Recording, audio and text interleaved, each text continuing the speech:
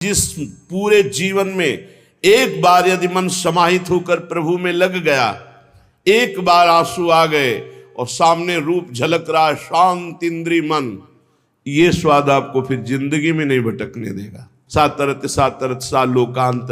लेकिन एक बार भावनात्मक झांकी भी प्रभु की आ गई और मन चित्त शांत हो गया तो ये स्वाद जिंदगी में नहीं भटकने देगा। जैसे देवर्षि नारद जी एक उत्तम कुल के यहां उनकी मां दासत्व का काम करती थी, उनके ये पुत्र थे। तो 4 महीने के लिए, जैसे अब चतुर्मास चल रहा है, इस चातुर्मास में बहुत से संत जन उसके यहां चातुर्मास करने के लिए टिके हुए थे। तो बालक थे, सेवा में लगा दिया, चलो संतो, क्योंकि मां दासी थी, घर का कार्य, तो बालक को आदेश कर दिया सेवा में लगो। 4 महीने संतों की सेवा, संतों के मुख से भगवत चर्चा होती, उसे सुनना, संतों के पात्र मार्जन की सेवा मिली थी तो धोते हुए जो जूठन निकलती वो पहले सब पात्रों से धोकर जूठन एकत्रित कर लेते और बाद में उस जूठन को पान करते। संत उच्छिष्टामृत, संत सेवा, संत वचनामृत, इतना प्रभाव पड़ा कि 4 महीने में संसार बिल्कुल असत दिखाई देने लगा। जो असत है उमा कहो मैं अनुभव अपना, सत हरिभजन जगत सब सपना। स्वप्न की तरह असत संसार जो भास रहा था, जिसकी सत्ता ही नहीं, बाल्यावस्था में संत सेवा का प्रताप उदय हुआ, जूठन का प्रताप उदय हुआ, सत्संग श्रवण का प्रताप उदय हुआ कि पूरा संसार झूठा लगने लगा। अब मां भी बंधन कारक लगने लगी कि ये मोह जाल में फंसी हुई मां मुझे छोड़ेगी नहीं और मुझे भगवत दर्शन करना है। कुछ ही समय में संयोग बना कि किसी कार्य हेतु जा रही थी और उसके सर्प ने डस लिया मां को, मां पधार गई, बड़े खुश हुए। भगवान का विधान बड़ा मंगलकारी होता है।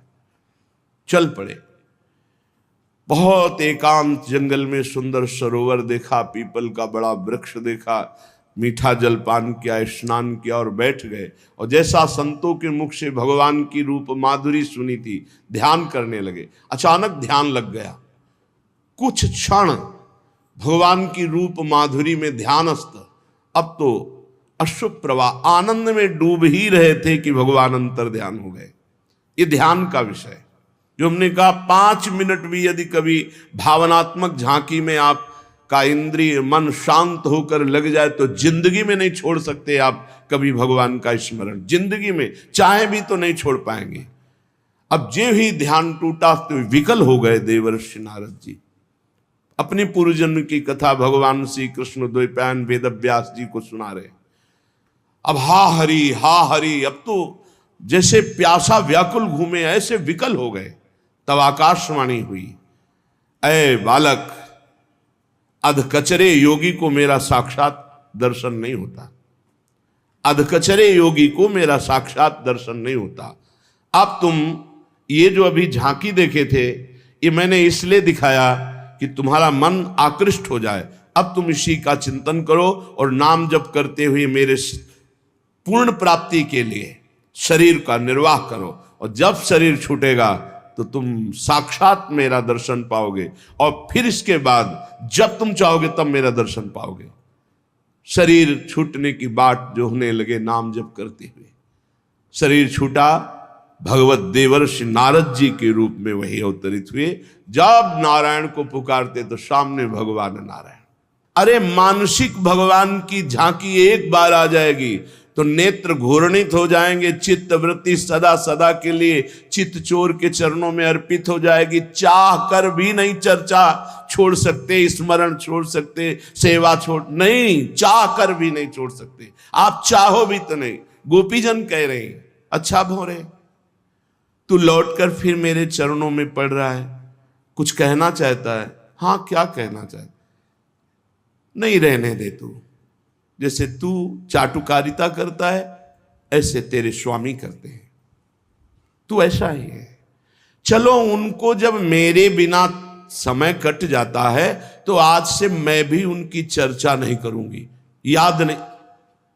और विकल होकर रोने लगी, नहीं नहीं नहीं, मैं ऐसे जी नहीं सकती, उनकी चर्चा के बिना जी नहीं सकती, उनके चिंतन के बिना नहीं जी सकती। भौरे वो तो मेरा जीवन है, उनका चिंतन, उनका स्मरण चाह कर भी नहीं छोड़ सकती। एक बार मनोभाव से युक्त भगवान की झांकी का एक बार, बस यही रोज पहले पद में जो भोरी सखी का रोना है, इसी बात का प्यारी जो आप अपनी तरफ से मेरे मन बुद्धि को ले लीजिए। एक बार झांकी। श्रीपाद कह रहे नित्योच्छृंखल, ये उच्छृंखल इंद्रियां, ये चंचल मन, ये हमारी दैन्यता भोगों के लिए कि हमें ये भोग मिल, ये भागवतिक दैन्यता नहीं, ये कारुण्य भागवतिक नहीं है, ये विषयी है। और अधमोप्यहम, मैं ऐसा अधम हूं जानता हूं, हे प्रभु कैसे मैं हरिरस में डूबूं। कि भी विघ्नम निवत्स्यामि वेत्स्यामि च रसम हरे, हे हरि मेरे यह विघ्न कैसे नष्ट हो कि मेरी सारी इंद्रियां शांत हो जाएं, मन अचंचल हो जाए और हम भगवत रस में डूब जाएं। श्रीपाद प्रबोधानंद जी महाराज खुद उत्तर दे रहे हैं। पहले तो प्रश्न किया कि उच्छृंखल इंद्रियां, विषयों के लिए दैन्यता, मैं अधम हूं, कैसे हरिरस में डूबूं। फिर वही उत्तर दे रहे, मानो हरि उन्हीं के श्रीमुख से उत्तर दिला रहे। बिना स्वात्मा रामेश्वर हरिम मुग्ध त्रिभुवने युवत्या भावैकोवत शुरवरो वा मुनिवरः। बहुत ध्यान देने योग्य बात। बिना स्वात्मा रामेश्वर हरि मुग्धस्त्रिभवने युवत्या भावैकोवत शुरवरो वा मुनिवरः स्थितस्तस्मात् तस्याश्चकित चकितो दूरतरतः सदा वृंदारण्ये निवस रसनोपस्थ विजयी, रसनोपस्थ विजयी। ये उच्छृंखल इंद्रियां, ये भोगों के लिए घिघियाना, भिखारीपना, बड़े बड़े भिखारी हैं। सच्ची बात मानना, सबसे बड़ा बादशाह भगवान का दास, जिसके अंदर कोई चाह नहीं, जाहि न चाही कबहु कछु, इससे बड़ी कोई स्थिति नहीं। उसी को संस्कृत में भगवान श्री कृष्ण चंद्र जी बोल रहे हैं, ब्रह्मभूता प्रसन्नात्मा न शोचति न कांक्षति समा सर्वेषु भूतेषु मद भक्तिम लभते पराम। परम लाभ, न कोई चाह, न कोई चिंता, न कोई फिकर। चाह मिटी चिंता मिटी मनुआ बेपरवाह। सुन लिया गा लिया, लेकिन चाह मिटा देना, चिंता मिटा देना, मनुआ भगवत चरणारविंद के आधार पर बेपरवाह हो गया। आधार उसका श्री भगवान है। अभी मन का आधार भोग है, जगत है, फिर श्री भगवान हो जाए। बिना स्वात्मा रामेश्वर हरिम, बिना हरि की कृपा के, हरि की शरण के, हरि के भजन के, ये नित्य उच्छृंखल इंद्रियां शांत नहीं हो सकती। सीधा उत्तर है, कुछ भी कर लो, कुछ भी। हरि बहुत करुणामय है। जब कोई साधक परमार्थ में चलता है तो हरि की कृपा से ही चलता है। उसकी यात्रा जो पूरी होती है वो हरि की कृपा से होती है। फिर उसको विघ्न क्यों मिलते हैं? क्योंकि वो अहंकारी ये समझ नहीं पा रहा कि हरि की कृपा से चल रहा हूं, हरि की कृपा से चला हूं, हरि की कृपा से चल रहा हूं, वो समझ नहीं पाता।